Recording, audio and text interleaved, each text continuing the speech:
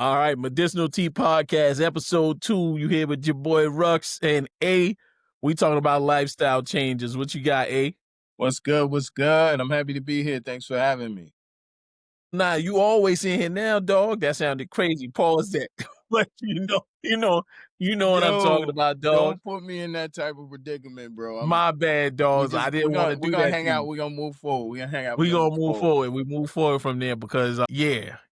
So What you listen, said? just What's to up? start things off, I had a simple question. I wanted to know what made you want to get into the podcast space. I know you did a previous run when you were like doing reviews for like products. How do On you YouTube.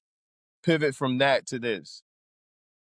Well, this is kind of I want to say a natural progression, but not really a natural progression. I've always been in kind of a mentor capacity with everything I've done in terms of managing and leading and stuff like that and working with at-risk youth. That was, matter of fact, that was my first job. I worked with at-risk youth within nonprofit. So I always wanted to do something where I could give back to people like us when we were growing up. We grew up in the hood and, those different things affected me. So I figured one of the ways to do that is to get on here and talk to young men about different circumstances that we all go through that not many people realize we go through and help them through it.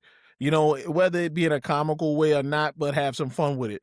But just let them know that there's light at the end of the tunnel. You can start on 149th Street, 7th and 8th Ave, or where you was Facts. at, you know what I'm Facts. saying, and end up, in a little studio that looked kind of like this. Because I tell Facts. you right now, my bedroom did not look like just on 149th Street. Facts. I mean, if you had a bedroom, I spent a lot Yeah, of it was more like a closet, but you know what yeah, I'm I spent a lot of years in the living room, my boy. Yes, sir. Yeah, but so yeah, the studio does look good. It looks like you're setting it off real nice with the teal and black. What put you into that mind state for that color scheme? Well, it's more like a blue. It looks probably teal because of the camera, but it's like a black and blue. That's the whole beat down vibe I've been going with. Some of the hood never leave, so you get the black and blue to beat down. But I've been using those colors since my YouTube days. And if Yeah. I'm gonna actually release on Instagram some updates of the rooms that we came from, the way it started to where it is now with the sound foam and everything like that. Because this whole room used to be blank, and I used to just unboxings right back here on a little table back there. Mm-hmm. Not that same table, but a different table. Actually, I can't even remember which table it was. Probably a folding table. I don't even remember. But we used some type of setup to do those unboxings. So that's kind of where that came from, and it came from the Rux Mojo logo. It's all a theme that goes together, that beat down. And actually, believe it or not, those colors, and you'll see it repeated even like in my keyboard here. Nice. So those colors come from Batman too. His original costume, the yellows, the blacks, the whites, and all that, and even the purple for the Joker. Yeah. I'm a big nerd. You even see the Gotham silly on me right now with the Batman. Yeah. The Gotham silly. Yeah. We gotta make sure we show the drip. You do got the drip going. Yeah, there's a lot of stuff going on, a lot of happenings and everything like that. But so to answer your question, I felt like that was the natural progression. I've been told several times that I'm a natural mentor and stuff like that, but just a little funny with the way I do it. So I figured I'd bring it live with the people. Okay.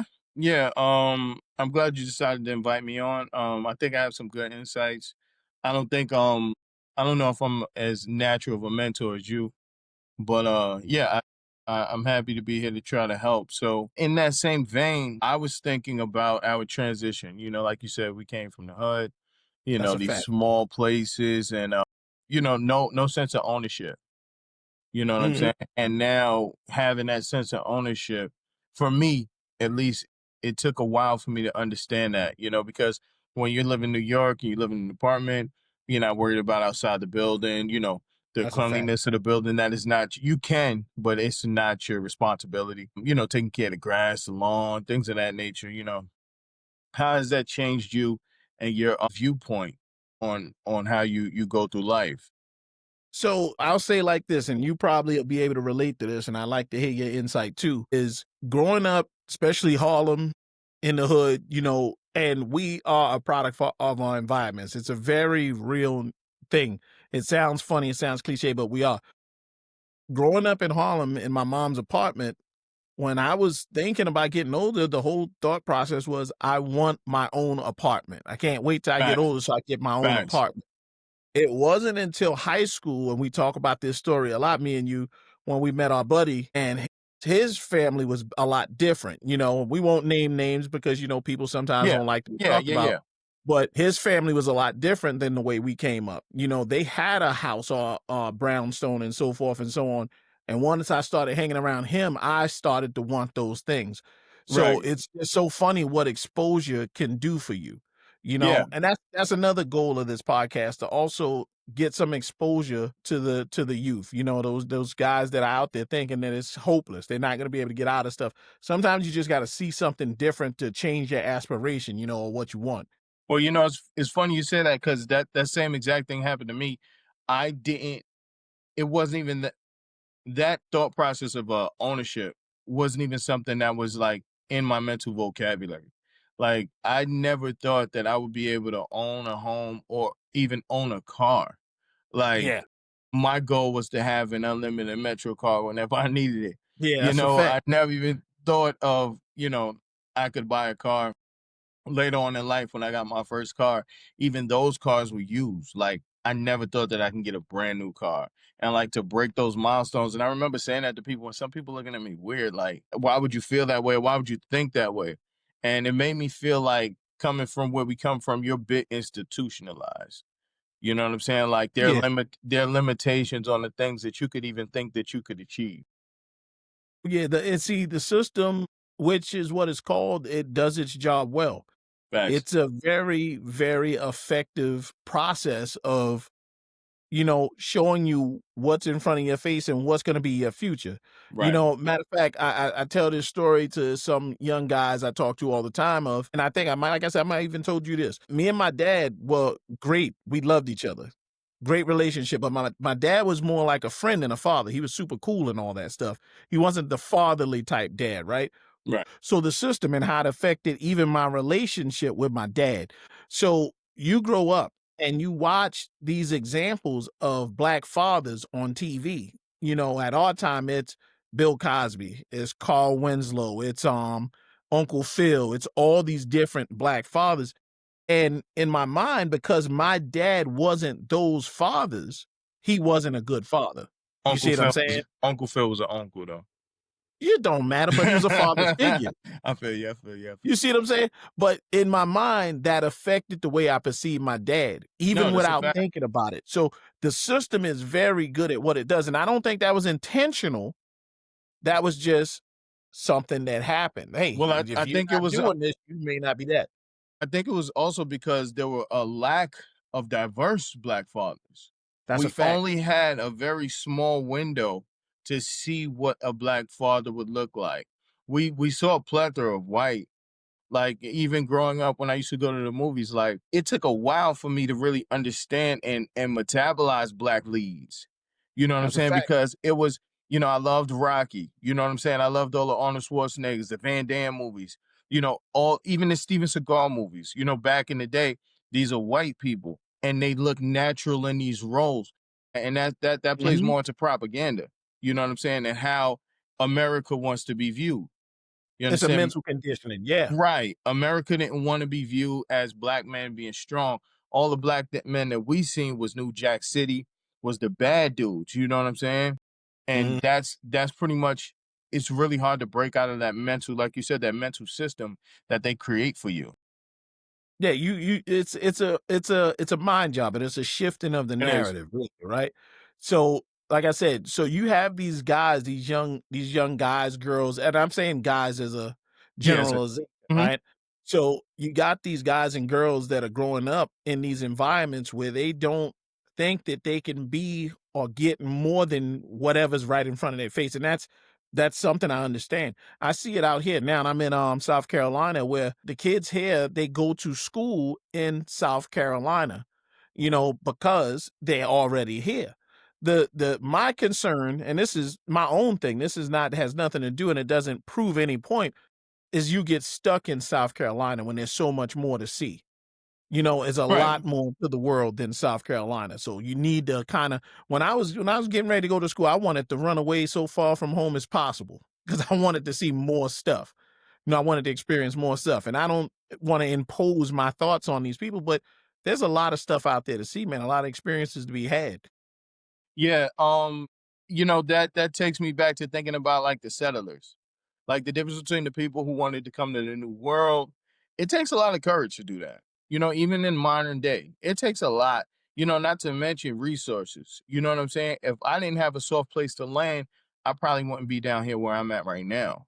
You know what I'm saying? It's not just the fact if you're curious, but it's curiosity, it's courage, and it's means. I speak So to a lot of people that still live in New York, and some of the things, don't get me wrong, I love my city. I'm from my city, but I know the ills of my city as well. And you speak to people yeah, about it, absolutely.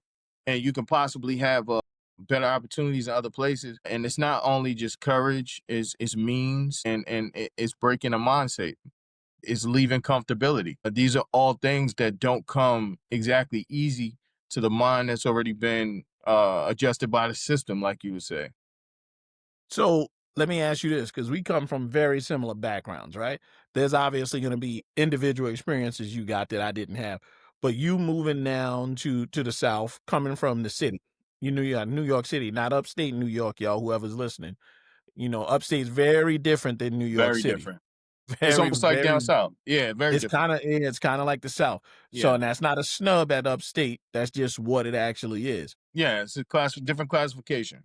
Yeah, it's a different classification. There's a reason they call it New York City. Mm, There's a facts, reason for that. facts. But, how has it been, you coming into this? Has it been stressful? Has it been an easy transition? What's going on? Everything. I think I've run through the whole gamut.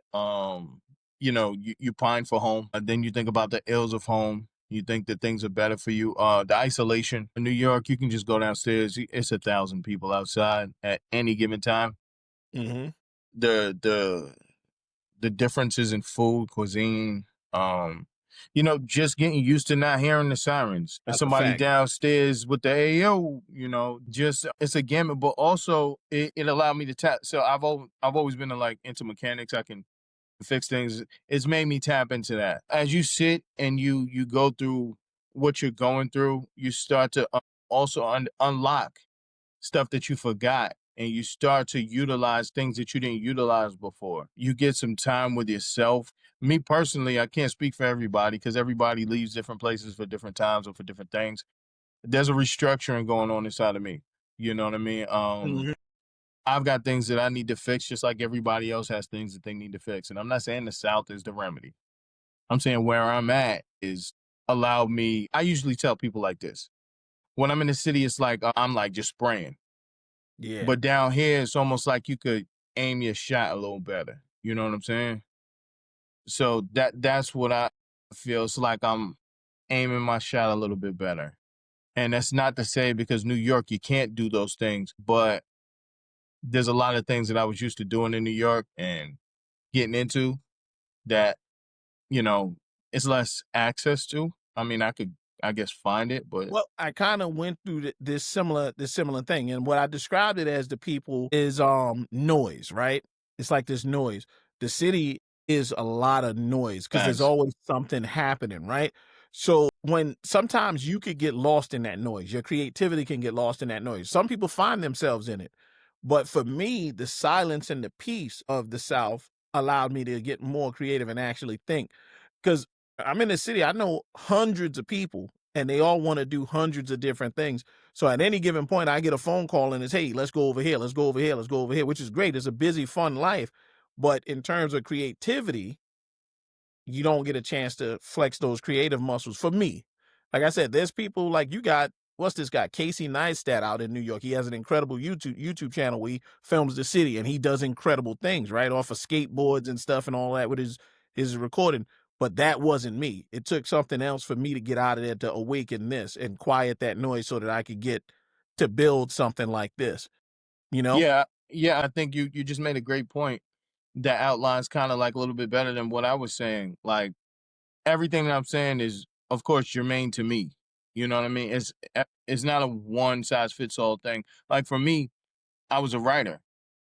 I am still a writer. I would consider myself, but I was doing a lot more writing, and one of my favorite places to write music was on the train. You know what I'm saying? I used to. Mm, That was my. I had. yeah. I had. I don't know, a level of freedom inside that chaos. I hate writing in quiet places, like going to a coffee shop. I liked, I don't know why I found calm in that noise.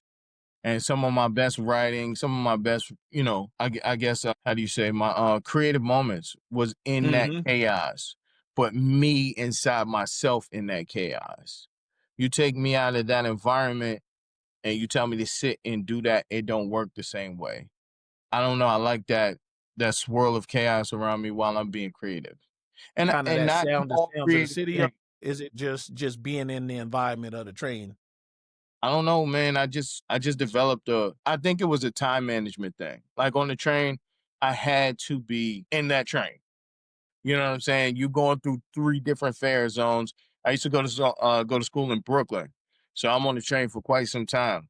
So there's nothing I'm gonna do. I mean, barring, listening to music or being on your phone, writing is like therapy. And So I found a lot of therapy in those moments. And just for the listeners that's out there that's listening and hearing what we got to say about the city and everything, for those of y'all who've never been to New York City, understand the subway and the MTA is the heartbeat of the city.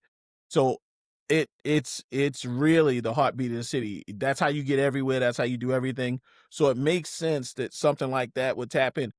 Who literally have professions they do inside of the subway system, and things like that. And there's street performers, there's all kind of stuff. Matter Yep. of fact, you did some of that, right? Yep. But there's I used all to perform on the train. That's a fact. yeah. That's a So fact. the New York is a big hustle culture. People are gonna find a way to make it. That's why oftentimes you see somebody remove themselves from the city, they're gonna do better than what they did in the city. It's default because they're naturally more aggressive and more It's hustle mind. This That's is two ways. It's the speed. It's the speed of the city. Like we're always moving fast, which can cause mistakes too. But that's a fact. we have a motor, right? And then you think about the fact being in the city, man, it's like 3,000 people waiting to take your job. At least when I was growing up. Now it's a little bit different, but there's about 3,000 people waiting to take It's your job at this drop of a hat. it's so funny you say that. I was When we moved to South Carolina, one of the least stressful things to do that's incredibly stressful within New York City is finding an apartment. If you want to get an apartment in anything that's a decent new building, there's a waiting list. Yeah. Sometimes the waiting list is years. Yeah. Like, not exaggerating, it could be 5, 10 years on a waiting list just to get into an apartment building where you can live. Whereas you could just come here and just go into just about any apartments you want, Now that's not which is all that's very not all of unusual. the South. That's not all of the No, South. no, that's definitely not all of the South. That's not Atlanta's all of the very South. different, Yeah. and a couple other places. But yeah, South Carolina at the time that I moved, I should say, because now it's getting busier too. There's a lot of development going on out here and a lot of growth. Yeah. But that was different at that time. Right. I was coming from a culture of, you know, if I wanted to get in this nicer place with parking, you could forget it. But Yeah. if you wanted to get into a nicer place, you were gonna be waiting for, some time, is Yeah. is the way it was going. Yeah, yours up in Parkchester where parking, you can't find it at all. Speaking of parking, It's called Park Chester, and there's no parking. It no just it parking. just It's was messing with me, crazy. but it's It's beautiful, crazy it's a work. nice place, but yeah, it's crazy, and, we came down here. Now you gotta understand, we came down here, and there's my rent at the time, which was low because I had the apartment since we were in high school. So Mm, my rent's like maybe like seven and change, right? My wife's rent at that time is like $1,000, and she's got a single bedroom in Parkchester, right? And so we paying about 2,000 roughly, just a little under 2,000, right? So we come out here and we're looking at apartments, and the lady's interviewing us and everything, and we find an apartment we like. It's 3 bedrooms, 2 baths, which, by the way, 2 baths, when you come from the city where crazy, everybody's waiting on that 1 bathroom, crazy word. dude, you feel like you've already arrived in the lap of luxury. You don't know what to do with yourself. How But about anyway, central air conditioning, central heat, God, bruh, the whole we walked nother in, We walked in that apartment, and the whole apartment was the same temperature. Messed my mind up. I ain't know Yeah, what to do. crazy word. I didn't know what to do. So I was like, Jesus, man, this place is huge. It was 3 bedrooms, like I said, 2 baths. And so we go into, yeah, we want to move in. How much is it going to be? Right. And she's like, well, the rates right now are a little bit. I said, well, how much is it? Well, it won't always be this way. And I was like, well, how much is it? I'm looking at my wife like, dang, how much is it going to cost? She was like, well, just keep in mind 950. it's gonna it's gonna go down, but it's just, I said, "Well, how much is it?" She said, 720. Crazy I said, word. "What did you just say?" And me and my wife looked at each other and we laughed. I'm like, "Are you joking? Give me 2 of those." Right. It's facts. Give me 2 of those. I'll take 2. I'll That's take a 2. fact. That's a But fact. that was the difference. It even affected the way I shopped for housing, right? So I come out, and when it's time to look at housing, a shack in New York was like $500,000. So One bedroom house, half a I'm million. thinking, I'm thinking, I got to shop with those prices in mind. And then my buddy who moved out before me, he was like, "Wait a minute, what price category are you looking for houses?" And I told him, and he busts out laughing. He said, "Change the search Yeah, to 150 to 250, and I guarantee you'll find something." And he was it's right. fine. It was Yep. just a way of thinking that the city had programmed that had me thinking that way. You know what I mean? Well, the rent in the city's out of control, man. I used to live in a tenement building. My tenement building Facts. apartment is going for like Facts. 2,500, 3,000, like Same for mine. railroad style. You know what I'm saying? Same for mine. Yeah. Same for my old apartment, 2,500. I said, "Jesus Christ." I couldn't imagine trying to go back into that apartment and paying 2,500. No, It's insane. It's more than my mortgage. it's yeah. I don't want to get into New York bashing, but the rent's too No. damn high. The rent's No, too I damn. love New York. I I do do love the too. city. You love the heart of it, you love the soul of it, you love those times when, when I was young, I used to be all over the city just with a token. You know what I'm saying? With nothing in my Yeah. pocket, just running around, and that's youth, and that's fun, and it's great and everything. But as you get older, you refine things, and you begin to pay rent, and you begin to pay bills, and the math ain't mathing. At least for me. This No, podcast listen. pop off, maybe it's mathing. Maybe I'm up there. Listen, and you get people like there's some people out here that'll visit New York and never go back. They'll say, "All right, enough is enough." And then there's Yeah, some people that do it, and it's enough of a shock and change that it's exciting, and they want to go move there. So everybody's kind of different with New York. New York's a love hate thing, right? It's like it's not no real happy medium with the city. Like you either love it or you hate it, right? when we were younger, man, and this might just be nostalgia, but it was just a whole different vibe to me It was. than what it is right now. It was, and it's like you said, it's an age and it's an awareness thing too. Well, as you get, and I'm gonna tell y'all like this, man. Y'all young people that's listening to the podcast and listening to the presentation, there's some old listeners too. They'll vouch for it. I don't know if this will show up in a chat somewhere where y'all can talk about it, but I'm gonna tell you right now, as you get older, your tolerance for stuff gets lower and lower That's a fact. and lower. And if you young and you got low tolerance, then you really need to get out of there because you're gonna get yourself in trouble. You're gonna run By into the some time riffraff. you 30, you're gonna be in trouble if you make it that far. Facts, facts. Yeah. But yeah, so the transition to down here, it I'm still adjusting. I haven't Okay. even made it a year down here yet. But I've got some things in mind for being down here. Again, it's activated that part of me to use my hands and work on things. I've been working on the cars more often. You know what I'm saying? Fixing the house up. You know, Okay. get myself thrown into the lawn. Just stuff that is enriching for your own lifestyle that you really don't have to worry about in New York. You know. So, and this is something that helps a lot. And this is something I didn't take serious also again until I got a little bit older. Setting goals. Right? Setting a goal is not just saying something. I mean, setting a goal, like you got a goal. You know what you want to do when you came out there, right? You have, and I knew like I wanted to record 2 programs this weekend over the week that I was off on vacation, right? So that triggers something in your brain that says, I have to get this done. Unless you're not used to setting goals, you may need to create that habit. But setting a goal is so important because it then focuses you in on something. You're not just waking up every day and just meandering, kind of going every which way. You're going towards something. You know what it is. I don't care if your goal is to open a chicken spot, right? I don't care if every day you wake up, you decide to season your chicken with a different seasoning. As long as you're moving forward towards that goal in progression, perfecting that chicken so that when you do open the spot, it's ready to go. That's all you need to do. You need to just keep that in mind in little baby steps. Everybody thinks, you have to do everything all at once, full blast, turn the hose on and let it go. That ain't how it works. You know, Baby steps. it's funny you bring that up. I am horrible at that. I am that person who feels the anxiety that everything needs to happen. Like it should be happening right now. I'm setting those smaller goals or something that I'm actually working on right now to get to that mind state. As a young man, I've just always been that way. Like it's either all or nothing for me. You know what I mean? When I've been proven over and over that that's not the case. You know, when doing tasks, I just try to get through it to get it done. But you're right. Sometimes it is just seasoning that chicken for that day, in preparation for the next day. And then that real windfall comes at the end of the week, but yeah, those small steps. Yeah, that's a great point. Well, I think about it like even in both of us with whether it's getting this room together, like this room and this podcast has been years in the making, right? It Yeah. took a lot of years of, other co-hosts and people saying, "Hey, I'm gonna do it with you. I'm gonna go ahead and do it with you." Pause.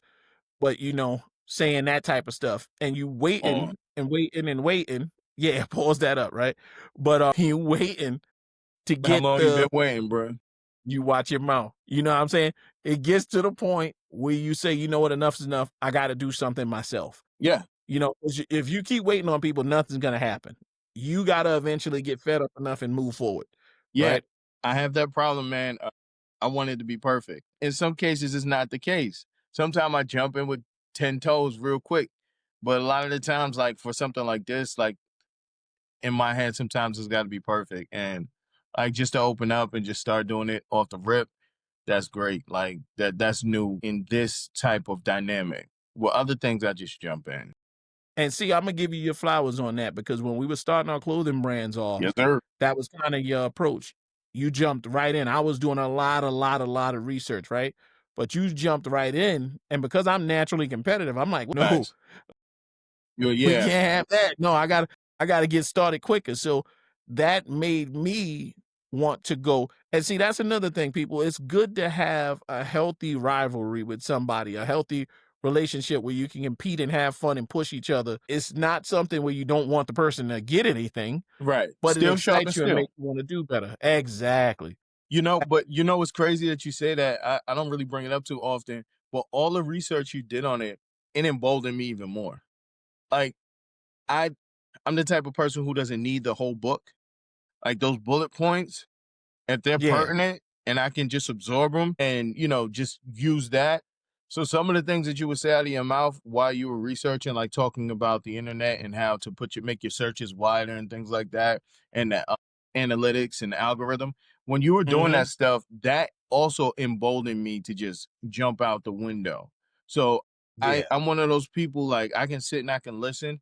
And as long as the information, like I let the stuff that seeps in that works for me, and I take it, and that gives me fuel to just keep it pushing. Yeah. And see, and that's even like with this podcast, you get these plans, you get these ideas in your head, and you want to get them out. You want to make sure it goes well because these are the people are going to be consuming the content. So you want it to be good. But sometimes you just got to get on and start talking. And Yeah, that's kind of what we did today. You was like, yeah. let's turn the mic on, let's Turn the start mic talking. on. Yeah. So that's your edge. That's your edge. That's your superpower to just dive in, pause. Stuff like this, that's the, I think that's the gift. A lot of people be like, they're looking for their blessing. Like, that's the Yeah. blessing, right? The blessing is that you have somebody, across from you that's like minded, that you could bounce ideas off. That's the blessing. And, just hit record. We talk often, and a lot of the stuff we speak about, we get to a good place there. You know what I mean? Like a good Hmm. place where you can take a piece of that information and process it later and come back and be like, yo, that was dope. And I can do the same. And that's why I was saying, just hit the record because it's there. We just got to bring it out. You know what I'm saying? It's there. It's there in spades. You know what I'm saying? But That's a what fact. happens is we're thinking about the camera and the production and Microphone, yeah. yeah, sometimes you just gotta let that joint go. You know what I mean? And I'm happy that I'm here to do it with you, man. Not to be sentimental or anything like that, but we've been speaking about doing something together for quite some time. And I think That's a fact. so many of our conversations is not just content, but it's real Mhm. to the point that somebody can see it and be like, okay, I understand that. Because if you got an idea, it's at least 10,000 people out there with the same idea as you. You That's a know what I'm fact. saying? It's just at least 10,000 people with the same fears as you. You know what I'm saying? With the same misgivings or the same misunderstandings as you. And just seeing somebody being able to do that and emboldens people to be better, number one, and then emboldens us. So when we You talk know to each other, I often tell you, man, I'm talking to myself because I'm yeah. giving you the same jewels that I want for myself, and it emboldens me because you're accepting it. You're understanding it. You're metabolizing it. So I'm not crazy because often we ask ourselves, am I bugging? Am I bugging? You know what I'm saying? It's so funny because that's a paralyzing thought too for people. It You is. know it's a bunch of people that got the same idea. Why would I do it? There's too many people doing podcasts. There's too many people doing t-shirts. There's too many people doing clothing brands. Why would I do it, right? But there's somebody that does it in spite of that. It's always that one person that does it in spite of, and for some reason, they get past. They get past. I guarantee you right now, there's a new YouTube channel that just started that's taking off, and it's going to surpass another one that's been out for a while. There's challenges that people see as challenges, and there's things that those same challenges motivate other people. Well, there's a bunch out there. You're right. There's a bunch of clothing brands out there, podcasts, but it's nothing like mine. Right. So I'm gonna put mine out. There's none. So you got a different flavor. And sometimes you're scared to add it because you feel that there's enough people that's seasoning the pot, but your flavor is unique. Right. Bring it out, put it out there. You won't know until you put it out there. But you know what's so good about it? Like I said, sometimes it's therapy for yourself. You know what I'm Okay. saying? Like you don't go into it looking for what you're gonna get out of it for yourself. But at the same token, we're all working on ourselves. You know what I'm saying? And when these words fly out of my mouth or they fly out of your mouth, you never know where it's gonna land or where what type of seed is gonna plant to germinate something different inside you. You might get on here and realize, wow, I'm funny, or wow, I've got this talent, or I can speak this way, or people tend to gravitate to this. You know what I mean? And I think that's the big thing because I guess the biggest thing that I'm saying is you gotta learn how to get out your own way. It's a fact. And that is the biggest immovable obstacle because you always gonna be you. You might not like your voice, but that's gonna be your voice. It You know what I'm is. saying? You always gonna be you. You can get plastic surgery, but when you have that baby gonna look like you, not that plastic Lord. surgery. So you always are contending with you. The great thing about jumping out the window is you get to bypass that, at least for a moment. And sometimes that's Mhm. all it takes is for you to get past yourself for a moment, for you to see there's a bigger you or there's a bigger picture. There's and I'm a part of this group of people. There are people, and it's a saying that goes, familiarity breeds content, right? Sometimes and there's a couple of different points I want to touch on here. The first of which is that familiarity breeds content. I'm gonna jump back to that in a second. But also, like you said, the blessing that we have to be able to record these things is documentation. So this creates a history. God forbid something happens where I'm no longer around, which I won't be. We're here for a flicker, right? But eventually I won't be here. But my grandkids, great grandkids can come back and watch this stuff and get an idea of who I was. Just a snippet. They can get a taste. And that's a gift. That's a gift that'll keep giving. So you get to distribute that amongst all these people. Like you say, you never know if that seed's gonna fall on fertile ground with one person. But if it gets that one, then it's a big deal. But what was that? What else was I saying? You said familiarity breeds. Intent. So the reason I said that is because even with myself, you know, I could not get on this microphone and in front of this camera and just exist and keep saying I'm gonna do it. But there's a point where you're just hiding behind familiarity, right? There's a Exactly. fear there. There's a fear there that's stopping you from moving forward. So for me, I identified that fear, and this is going to be weird for some of y'all, but it's a fear of actually doing good with it, Fair not success. doing bad with it, being good with it. See, Fair we success. already, yeah, fair success. It's a real thing. See, we've already figured out how to operate on less. We've mastered that. The more is the issue.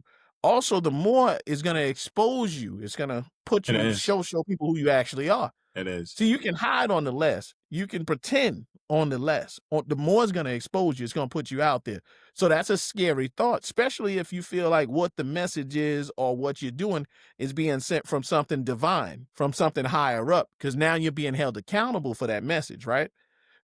I ain't gonna get too deep on y'all today, but No, that was a you good get what point, I'm man. saying. I'm gonna take your soapbox away for a second, but that was a good point.